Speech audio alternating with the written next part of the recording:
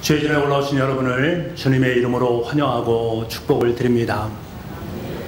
인간에게는 희노애락이라는 것이 있습니다. 살다 보면 기쁘고 즐거울 때도 있고 슬프고 가슴 아플 때도 있습니다. 사람마다 조금씩은 다르지만 인간이 경험하는 가장 큰 슬픔이 무엇일까? 사람을 잃는 것입니다. 사랑하는 사람을 잃는 것, 이보다 더 큰 슬픔은 없을 것입니다. 사랑하는 아내를 먼저 떠나보낸 한 남자가 있습니다. 평생 총각으로 살다가 늦깎이에 사랑하는 아내를 만나서 결혼을 했습니다. 그런데 어떡합니까? 그 아내가 3년 6개월이 지난 후에 암에 걸려서 그만 죽음을 맞이하게 되었습니다. 아내를 잃은 남편의 슬픔이 얼마나 컸겠습니까? 그는 이렇게 고백을 합니다. 나는 거의 언제나 그녀에 대해 생각하고 있습니다. 그녀가 없다는 사실이 마치 하늘과 같아서 나의 모든 것을 뒤덮고 있습니다. 그녀의 목소리를 여전히 생생합니다. 그 목소리를 생각하면 나는 또다시 훌쩍 이는 어린아이가 되어버립니다. 오늘 밤 철부지 같은 슬픔이 지옥처럼 다시 입을 벌립니다. 실성한 말들, 비탄에 젖은 후에 우이장의 울렁거림, 악몽 같은 현실로 눈물이 앞을 가립니다. 그의 고백이 마음에 먹먹하게 다가옵니다. 그의 고백은 여기에서 끝나는 것이 아니라 하늘을 향해서도 고백하고 있습니다. 내가 풍요롭고 행복할 때에는 당당하게 나타나신 분이 왜 곤경에 빠져 있을 때는 침묵하시는 것입니까? 하나님, 당신은 어디에 계십니까? 아무리 잔인한 사람도 뇌물을 받고 나면 일시적으로나마 자비를 베풀고 때로는 자신의 잔악한 행동에 지쳐서 잠깐 누그러지기도 하건만 왜 하나님은 아무리 애원을 해도 소용이 없습니까? 여러분, 그분의 애통한 심령이 고스란히 배어 있습니다. 사실 우리는 스쳐 지나가는 사람들로 말미암아 애통하는 경우들이 대부분입니다. 나와 멀리 떨어져 있는 사람을 향해서 애통하기는 쉽지 않습니다. 사랑하는 사람, 내가 함께 한 지붕에서 살았던 그 사람, 함께 삶을 나눈 그 사람이 갑자기 떠났을 때 내 가슴은 몹시나 아프고 힘이 듭니다. 성경에도 이런 인물이 있습니다. 성경 속에서 가장 아픈 인물을 찾으라 하면 욥을 들 수 있습니다. 그는 남부럽지 않은 삶을 살았습니다. 그는 부유한 재산이 있었습니다. 사랑하는 아들, 딸 10명의 자녀들이 있었습니다.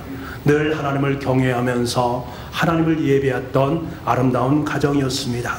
그런데 한순간에 자신이 소유했던 모든 것을 다 잃어버리고 말았습니다.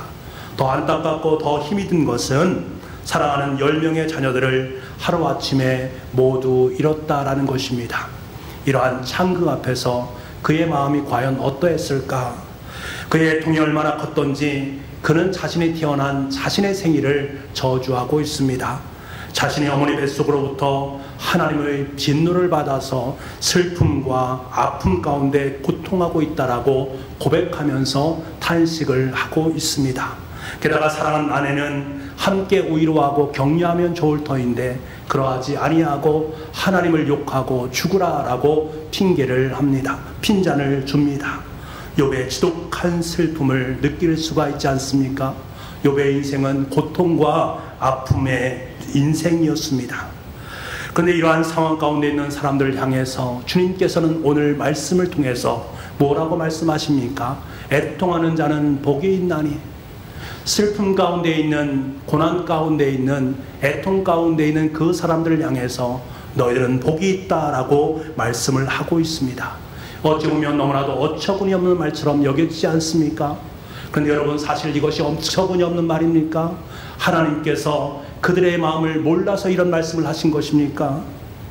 여기서 사용하는 애통하다라는 말은 펜데오라는 말을 사용합니다. 이 펜데오라는 말은 아픔 중에서 가장 통렬한 아픔을 의미하는 것입니다.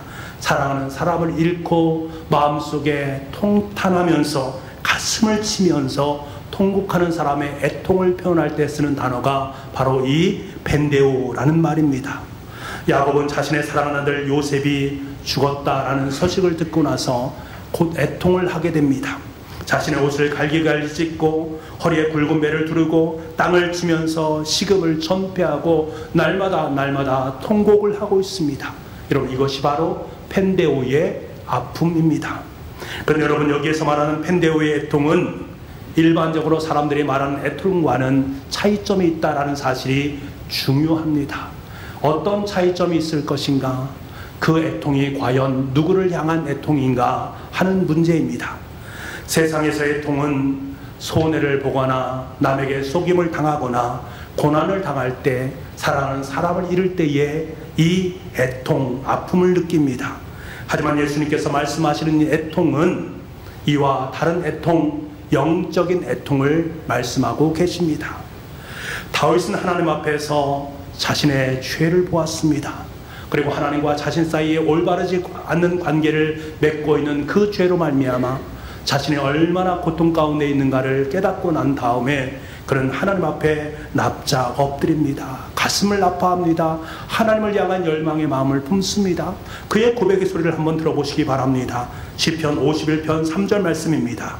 물론 나는 내 죄가를 나오니 내 죄가 항상 내 앞에 있나이다. 내 죄가 항상 내 앞에 있음으로 말미암아 고통받고 있는 그의 모습, 이것이 바로 성경이 말하는 애통입니다. 사도 바울이 하나님의 의를 만나게 됩니다. 하나님의 의를 만나자마자 그가 느낀 것은 자신의 삶 속에 있는 불의였습니다. 그 불의를 깨닫고 난 다음에 그는 하나님 앞에 엎드리면서 부르짖으면서 통곡하면서 고백을 합니다. 로마서 7장 19절에서 20절 말씀입니다. 내가 원하는 바 선을 행하지 아니하고 도리어 원하지 아니하는 바 악을 행하는도다. 만일 내가 원하지 아니하는 그것을 하면 이를 행하는 자는 내가 아니요 내 속에 거하는 죄니라. 계속해서 로마서 7장 24절 말씀에 오라 나는 곤고한 사람이로다. 이 사망의 몸에서 누가 나를 건져내랴. 그는 탄식하며 울부짖고 있습니다. 이것은 세상에서의 애통이 아닙니다. 하나님 앞에서 선을 행하고 싶음에도 불구하고 행할 수 없는 자신의 모습을 봅니다. 행하는 것마다 죄뿐인 나, 원하지 않는 죄에도 어쩔 수 없이 죄의 노예로 끌려가고 있는 나를 바라보면서 애통하고 있는 그 모습을 우리는 보게 됩니다. 여러분 한번 생각해 보십시오. 내가 나에게 철저한 무능과 철저한 절망을 봅니다. 내 삶 속에 있는 내 죄악의 모든 것들을 다 보게 됩니다. 그것을 통해서 일그러진 내 자아를 보게 됩니다. 여전히 하루에도 수천 번, 수만 번, 아니 더 많은 것들, 그 죄를 범할 수 있는 가능성이 내 안에 있다는 사실을 보게 됩니다. 이를 바라보고 있는 나의 모습, 어찌 애통하지 않을 수 있겠습니까? 그래서 통곡하면서 눈물을 흘리는 것입니다. 하지만 여러분, 우리는 그 눈물 속에서 우리 그리스도인의 그 눈물은 다른 일반 사람들과 눈물이 다른 것임을 우린 또한 깨닫게 됩니다. 그리스도인에게서 이 애통이라는 것은 그 자체에 고유한 가치가 있고 무게가 있다는 사실을 우리는 깨닫습니다. 우리는 하나님의 애통 앞에 서보았습니다. 하나님 앞에 내 자신의 죄를 바라보면서 그 눈물을 흘렸던 그 순간들이 내 삶 속에 있음을 깨닫습니다. 그때 흘린 눈물이 무가치한 것입니까? 아닙니다. 가치가 있었습니다. 삶의 무게가 있었습니다. 사실 우리의 신앙은, 우리는 신앙의 삶을 살면서 나의 신앙은 눈물로 성장을 하는 것입니다. 우리의 인격은 눈물의 골짜기를 통과할 때만이 성숙하게 되어 있습니다. 한번 돌아보시기 바랍니다. 지금까지 살아온 내 삶, 내 자신의 죄와 허물로 말미암아 흘렸던 그 눈물이 내 자신을 얼마나 아름답게 성장시켜 놓았는가를 우리는 깨닫게 됩니다. 여러분, 하나님 앞에서 자기 자신을 발견한 사람마다 애통하지 않은 사람은 단 한 사람도 없습니다. 자신의 죄와 허물 때문입니다. 그래서 애통하는 것입니다. 그런데 하나님께서는 그 애통을 복이 있다라고 말씀하십니다. 그런데 중요한 것은 이 애통이라는 것은 단 한 번에 끝나는 것이 아닙니다. 어떤 사람이 죄를 회개하고 그리스도인이 되어서 애통하지 않습니까? 그 다음에 애통이 없습니까? 그렇지 않다라는 사실입니다. 영어 본문에서 애통하는 이란 이 단어를 원어에서 보면 현재형 시제로 되어 있습니다. 현재형 시제라는 것은 어느 한 시점을 의미하는 것이 아니라 계속된 습관을 의미하는 것입니다. 주님을 만나기 전이나 주님을 처음 만났을 때 애통하고 마는 것이 아니라 내가 살아가면서 삶의 모든 순간순간마다 애통의 눈물을 흘리는 것을 의미합니다. 우리는 그리스도인이 되었지만 여전히 그리스도인으로서 죄악과 싸우고 있는 가운데 있습니다. 신앙이 깊어질수록 성령님께서 내 안에 있는 죄성을 보게 하십니다. 내 안에 있는 죄를 보게 하시고 그 죄를 회개할 수 있도록 만들어주시는 분이 바로 성령님이십니다. 우리가 성령님을 의지하며 살아가야 될 이유가 바로 여기에 있는 것이지요. 성령님께서는 말할 수 없는 탄식으로 우리의 내면의 죄와 허물을 발견하게 하시고 그것을 애통하면서 하나님 앞에 통곡하면서 하나님 앞에 고백하게 하시고 그러므로 말미암아 나는 점점 죄의 사람에서 멀어질 수 있도록 만들어주시고 동시에 예수 그리스도의 사람으로 나를 점점 바꾸어 놓아주신다. 그것이 바로 성령 하나님의 역사다라는 사실입니다. 그렇기 때문에 자신의 죄를 보면서 눈물을 흘릴 수 있는 그 사람은 행복한 사람이 될 수 있습니다. 근데 어떤 분들은 이렇게 말합니다. 저는 예수님을 믿고 구원을 받았습니다. 주님께서 우리의 모든 죄를 용서해 주셨습니다. 주님께서 기뻐하라, 기뻐하라 라고 말씀하지 않았습니까? 그런데 어찌 매일 통곡할 수가 있습니까? 나는 기뻐하며 살겠습니다. 맞습니다. 내가 구원을 받은 것 그 확신 때문에 우리는 기쁩니다. 웃어야 됩니다. 우리 기독교는 기쁨의 종교입니다. 그럼에도 불구하고 그것은 어디까지나 선언적 의미가 강하다라는 사실입니다. 하나님께서 우리를 죄 없는 자로 우리는 하나님께서 우리의 모든 죄를 간과하셨다라고 선포해 주셨습니다. 이로 말미암아 우리는 죄인에서 의인이 되었고 하나님의 자녀가 되었습니다. 그렇다고 하나님의 자녀가 되고 하나님의 의인된 사람이라고 저와 여러분의 삶 속에 죄가 없습니까? 아닙니다. 그렇지 않습니다. 여전히 내 삶 속에서 죄를 짓고 있는 내 자신을 발견하게 됩니다. 내 안에 여전히 죄의 찌꺼기가 있다라는 사실, 그리고 내 안에 저 깊숙이 숨겨진 허물들로 말미암아 여전히 부패되어져 가고 있는 내 육신, 내 마음을 보게 됩니다. 그래서 사도 바울은 우리에게 너무나도 단호하게 이렇게 말합니다. 요한일서 1장 8절 말씀에 만일 우리가 죄 없다 하면 스스로 속이고 또 우리가 우리 속에 있지 아니할 것이요. 또 진리가 우리 속에 있지 아니할 것이요.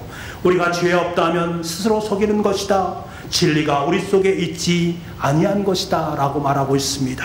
하루에 100번이라도 몇백 번이라도 하나님 앞에서 애통해야 될 이유가 바로 여기에 있습니다. 그래서 애통이라는 것은 현재 진행형이 될 수밖에 없는 것이지요. 사랑하는 여러분, 우리는 구원받았기 때문에 애통하는 사람이 아닙니다. 구원받기 위해서 애통하는 사람이 아닙니다. 구원받은 사람이기 때문에 애통하는 사람이 된 것입니다. 우리가 구원의 확신이 없어서 애통하는 것입니까? 하나님께서 기뻐하라 라고 말씀하셨는데 억지로 우리가 애통해 하는 것입니까? 아닙니다. 예수님의 거룩한 임재를 가까이에서 느끼니까 애통하면서 눈물을 흘릴 수밖에 없는 것입니다. 거룩한 예수 그리스도의 영광의 빛 앞에 섰을 때에 적나라하게 드러나는 내 모든 범죄, 내 모든 죄, 내 모든 허물들을 바라보면서 그것을 보면서 애통하고 또 애통하는 삶, 탄식하는 삶을 살아가는 것입니다. 아메리칸 인디언을 위한 선교사였던 데이비드 브레이너드라는 사람의 일기를 쓴 일기를 읽어보면서 참 마음이 많이 아팠습니다. 그 일기 중에 이런 글귀가 있습니다. 나의 아침 기도에 나는 나의 영혼이 녹아내리는 것을 느꼈다. 나는 나의 아침 기도 시간에 내 영혼이 녹아내리는 것을 느꼈다. 저는 이 말씀을 읽으면서 정말로 충격을 받았습니다. 과연 나는 내 영혼을 향해서 내 영혼이 그렇게 녹아내리는 경험을 한 적이 있는가? 내가 그러한 애통함을 마음속에 품고 있었는가? 제 자신에게 정말로 진지하게 질문을 할 수밖에 없었습니다. 여러분 어떻습니까? 여러분 안에 영혼이 녹아내리는 그 애통함을 품고 있습니까? 그 애통함을 통해서 하나님을 더욱더 깊이 바라보는 삶을 살고 있습니까? 자신에게 질문을 던질 수 있어야 됩니다. 예수님께서는 이 애통함이 한 걸음 더 나아가기를 소원하고 있습니다. 자신의 죄, 자신의 허물을 바라보는 곳에서 더 나아가서 타인의 죄까지도 자신의 죄로 여기면서 애통하기를 원하시는 분이 바로 예수님이십니다. 시편 119편 136절 말씀을 보게 되면 그들이 주의 법을 지키지 아니하므로 내 눈물이 시냇물같이 흐르나이다 라고 고백을 하고 있습니다. 주님의 법을 지키지 않는 그 사람들을 바라보면서 너무너무 아픈 것입니다. 그래서 내가 눈물을 흘리는 것입니다. 그 눈물이 지금 흘러서 세상으로 나아간다. 세상의 애통을 향해서 흘러가는 나의 눈물에 대한 부분을 이야기하고 있습니다. 주님 앞에서 자기 삶을 돌아보면서 슬퍼하는 사람은 다른 사람을 함부로 대하지 않습니다. 자기의 연약함을 알기 때문에 이웃들이 겪는 아픔에 함께 동참할 수 있고 세상의 만연한 고통 속에 어떻게 이 고통을 이겨낼 수 있게 할까? 어떻게 이것을 새롭게 변화시켜 나갈 수 있을까? 해결하기 위해서 마음을 모두게 되어 있습니다. 요즘 인터넷을 보면 정말 두려운 마음이 많이 듭니다. 세상 속에 너무나도 똑똑하고 잘난 사람들이 너무나 많습니다. 똑똑하고 잘난 그분들은 나는 잘못과 허물이 없는데 이렇게 된 것은 바로 당신 때문입니다. 너 때문입니다. 라고 계속해서 말을 하고 있습니다. 너 때문에 정치가 잘못되었고 너 때문에 교회가 부패해져가는 것이고 너 때문에 이 사회가 이렇게 되었고 너 때문에 경제가 파산된 것이다. 끊임없이 상대방을 향해서 손가락질을 합니다. 나 때문에 라는 그 소리가 듣기가 너무 어려운 시대를 살아가고 있습니다. 그런데 여러분, 정말 그런 것입니까? 정말 너 때문에 문제가 있는 것입니까? 정말 그런 것입니까? 예수님께서 예루살렘 성전이 보이는 감난산 기슭에서 하염없이 탄식하시면서 눈물을 흘리셨습니다. 왜 눈물을 흘렸습니까? 예루살렘 성전을 바라보면서 평화의 성전이 되어야 될 그곳이 범죄의 소굴이 되었기 때문에 하염없이 눈물을 흘립니다. 모두가 너 때문이라고 고발하긴 했지 정작 나 때문에 이렇게 평화의 도성이 범죄의 도성으로 전락되었다.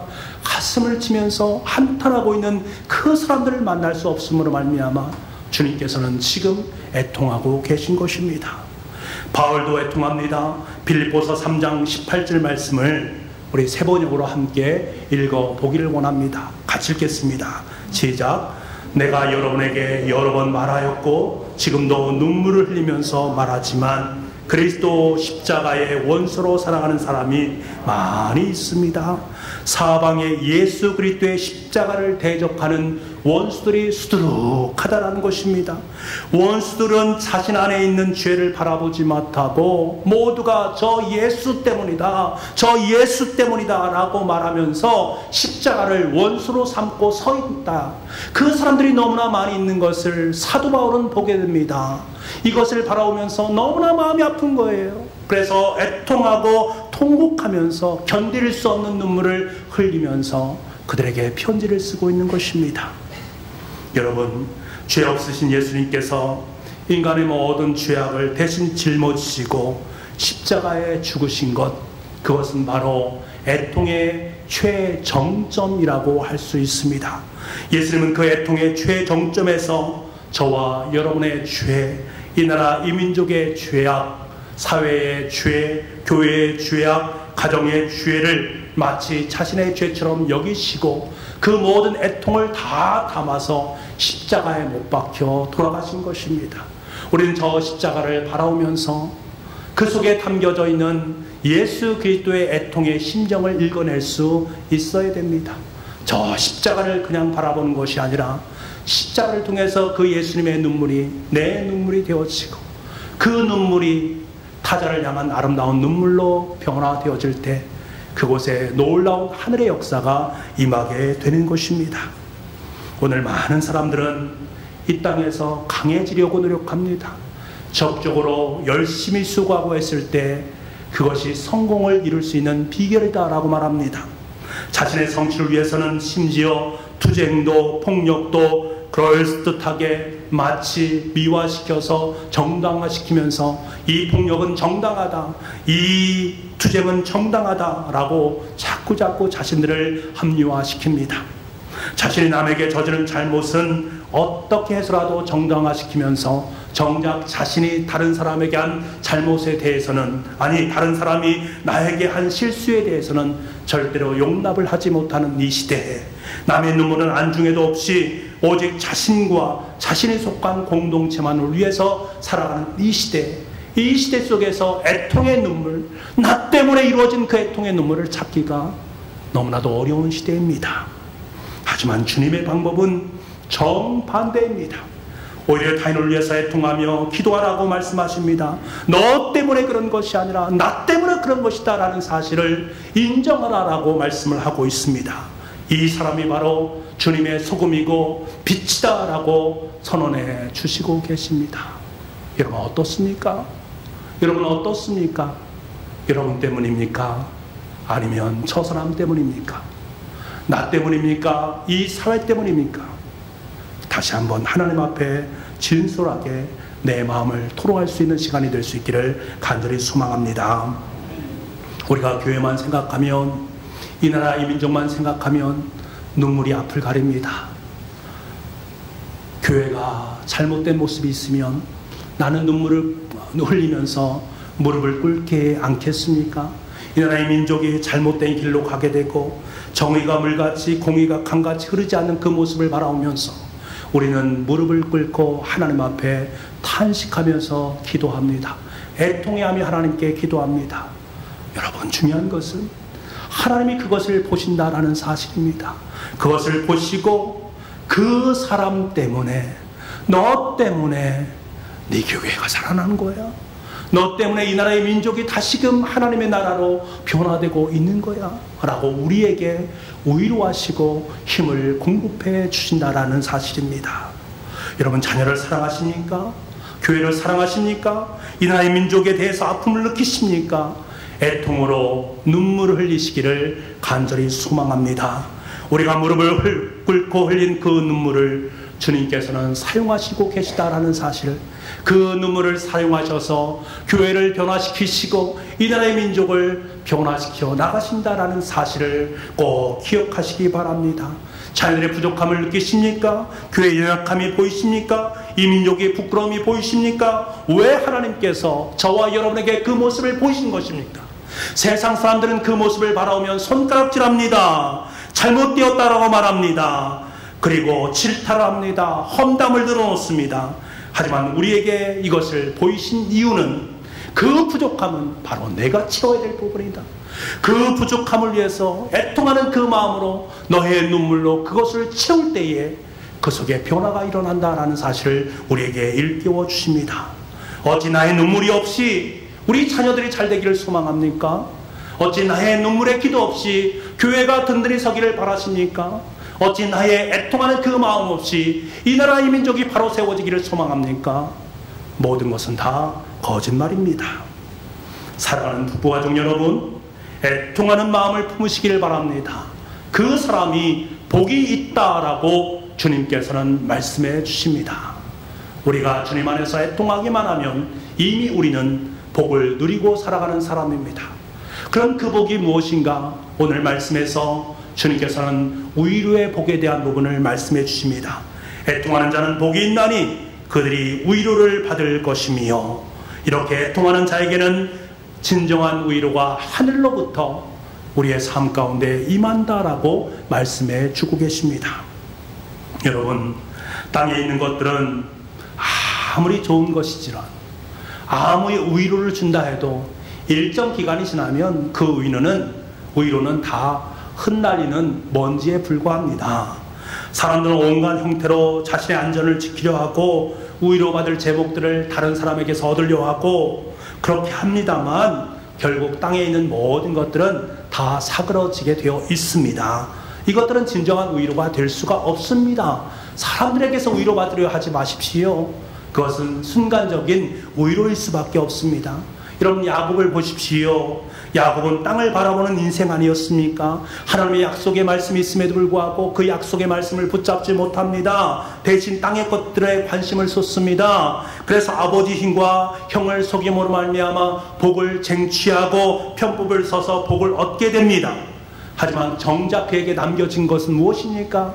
복이 아니었습니다. 형의 분노뿐이었습니다. 그래서 그는 형의 분노를 피해서 생명부지인 외삼촌의 집으로 대략 800km나 이르는 먼 길을 떠날 수밖에 없지 않습니까? 그런 도중에 밤을 맞이하게 되었고 도중에 돌베개를 베고 잠이 들 수밖에 없었습니다. 땅을 바라보는 삶의 결과는 이러하다라는 사실입니다. 두려움과 후회만이 그곳에 남겨지게 되는 것들이지요. 그 속에 어떤 일이 벌어집니까? 하나님께서 그를 찾아오셨습니다. 꿈에 보니 사닥다리가 하늘에 놓여 있습니다. 땅에서부터 하늘에 닿아 있습니다. 하늘 꼭대기에 계신 하나님께서 그에게 뭐라고 말씀하십니까? 내가 너와 함께 있어. 내가 어디로 가든지 너를 지키며 너를 이끌어 이 땅으로 돌아오게 하겠다. 그에게 참된 의뢰의 말씀을 그에게 허락하십니다. 땅만 생각하고 살았던 야곱에게 하늘을 열어주시면서 하늘로부터 내려오는 의를 받게 하셨습니다. 그 의를 덥석받은 야곱은 평생 동안 그 의를 기점으로 해서 아름다운 삶을 살아가게 되고 하나님의 사람으로 성장하게 되는 것입니다. 여러분, 이것이 바로 하나님께서 우리의 삶 속에 허락하시는 진정한 의로입니다. 원래 이 의로라는 말은 참 대단히 재미있는 언어입니다. 곁에라는 전치사 그리고 부른다라는 동사 그것이 함께 결합된 단어가 바로 이 의로라는 말입니다. 다시 말하면 어떤 사람이 내 곁에서 함께 서 있는 상태를 의미할 때 의로라는 말을 씁니다. 그런데 이 의로라는 말은 여기서 머무는 것이 아니라 동일한 단어를 찾으라 라고 하면 보혜사 성령님을 이야기할 때 바로 이 의로라는 단어를 찾을 수가 있습니다. 곁에서 부름을 받아서 서 계신 분, 그분이 바로 성령 하나님이시다라는 것을 일깨우십니다. 그 성령 하나님께서 저와 여러분의 곁에서 우리에게 위로해 주시고 우리를 상담해 주시고 우리를 보호해 주시고 우리를 인도해 주신다라는 사실입니다. 여러분, 야곱은 이 진리 되시는 성령 하나님을 만난 것입니다. 진정한 위로가 되시는 보혜사 성령님을 만남으로 말미암아 이 땅속에 참된 위로를 받고 주님의 길을 걸어갈 수 있었던 것입니다. 여러분, 진정한 위로는 곁에 있는 것입니다. 주님은 인간의 몸을 입고 이 땅에 오셔서 저와 여러분의 곁에 서 계십니다. 내 곁에 계신 예수님, 내 곁에서 언제나 동행하시는 예수 그리스도, 그분이 바로 우리에게 진정한 위로가 되시고 진정한 복이 되신다라는 사실을 꼭 기억할 수 있기를 바랍니다. 저는 목회를 하면서 느끼는 것이 저의 언어로는 참 불가능한 것이 성도를 위로하는 것이다 라는 것을 깨닫게 됩니다. 그럴 때로는 마음이 참 아플 때가 있습니다. 나름대로 좋은 말로 그 환경을 말하면서 그럴듯하게 여러 가지 위로의 말을 해줍니다. 하지만 그때는 위로를 받은 것처럼 여겼는데 시간이 지나면서도 전혀 변하지 않는 그분의 모습을 볼 때에 참 인간의 언어는 분명한 한계성을 갖고 있구나 라는 것을 절감할 수밖에 없었습니다. 그럼 제가 깨달은 것이 있습니다. 내가 그 사람을 위로해 줄 수 있는 것이 아니구나. 나는 단지 그분에게 하나님께서 옆에 계시고 계십니다. 당신의 곁에는 진정한 위로자 되시는 예수님께서 곁에 계십니다 라는 사실을 발견하게 만들어 드리고 그 발견된 예수 그리스도 그분으로부터 오는 참된 위로를 그 삶 속에 받고 살아가도록 만드는 것, 이것이 바로 목회가 아닌가 하는 생각을 하게 되었습니다. 사랑하는 북부가족 여러분, 그리스도인들은 애통할 줄 아는 사람입니다.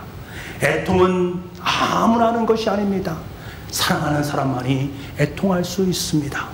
여러분 안에 마음에 상처가 있습니까? 고통하는 마음이 있습니까? 애통하는 상황이 있습니까? 상처 입은 자만이 다른 사람의 상처를 치유할 수 있고 눈물을 흘려본 그 사람만이 다른 사람의 눈물을 닦아줄 수가 있습니다. 애통해본 사람만이 애통의 현실 속에서 위로와 소망을 안겨줄 수 있는 것입니다. 애통하는 그 자리에 하나님의 생명의 역사, 회복의 역사가 일어나게 되는 줄 믿습니다. 그 자리에 영원한 하늘의 위로가 임하는 은혜가 있을 줄 믿습니다. 저와 여러분의 삶의 자리가 바로 그런 하나님의 위로의 자리, 하나님의 영광의 자리, 하나님의 기쁨의 자리를 다시금 회복하고 애통의 세상으로 나아가 애통하고 오늘도 눈물이 있는 그들에게 예수 그리스도의 참된 애통, 그 속에 오는 참된 위로를 전할 수 있는 저와 여러분의 삶이 될 수 있기를 간절히 소망합니다. 기도하겠습니다. 아버지 하나님, 애통할 수 있는 마음을 우리 가운데 허락하심을 감사합니다. 예수 그리스도의 그 애통의 심정을 마음속에 담아서 우리 또한 세상으로 나아가 애통하는 그 사람들에게 주님의 복된 복음의 소식을 전하고 참된 주님의 십자가의 위로를 나눌 수 있는 복됨이 우리 가운데 있을 수 있도록 주님 역사하여 주옵소서. 모든 말씀을 예수님의 이름으로 기도하옵나이다. 아멘.